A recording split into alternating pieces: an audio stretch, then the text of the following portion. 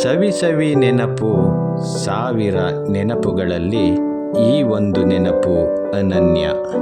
ನಗುವಿನ ರಾಜಕುಮಾರ ನಮ್ಮ ನಿಮ್ಮೆಲ್ಲರ ನೆಚ್ಚಿನ ಅಪ್ಪು 2015 ಆಗಸ್ಟ್ 15ರಂದು ಚಂದ್ರಲೋಟಿನಲ್ಲಿ ಯುವ ಚೇತನ ವೇದಿಕೆಯ ಯುವರಾಜ್ ರವರ ಹುಟ್ಟುಹಬ್ಬಕ್ಕೆ ಬಂದ ಸಂದರ್ಭದಲ್ಲಿ ಸಂಭ್ರಮಿಸಿದ ಆ ಕ್ಷಣ ಇಂದಿಗೂ ಹಚ್ಚ ಹಸಿರಾಗಿದೆ.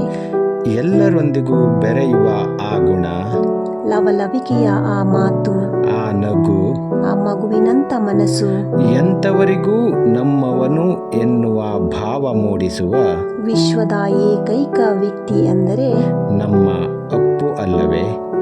ಅಪ್ಪು ನಿರಂತರ ಚಿರಂತನ, ಒಲವೇ ಜೀವನ, ಸಾಕ್ಷಾತ್ಕಾರ.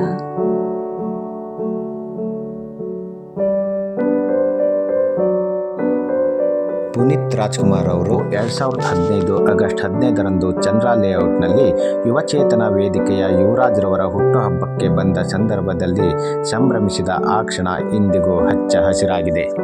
ಎಲ್ಲರೊಂದಿಗೆ ಬೆರೆಯುವ ಆ ಗುಣ, ಲವಲವಿಕೆಯ ಆ ಮಾತು, ಆ ನಗು, ಆ ಮಗುವಿನಂತ ಮನಸ್ಸು, ಎಂಥವರಿಗೂ ನಮ್ಮವನು ಎನ್ನುವ ಭಾವ ಮೂಡಿಸುವ ವಿಶ್ವದ ಏಕೈಕ ವ್ಯಕ್ತಿ ಎಂದರೆ ನಮ್ಮ ಅಪ್ಪು ಅಲ್ಲವೇ?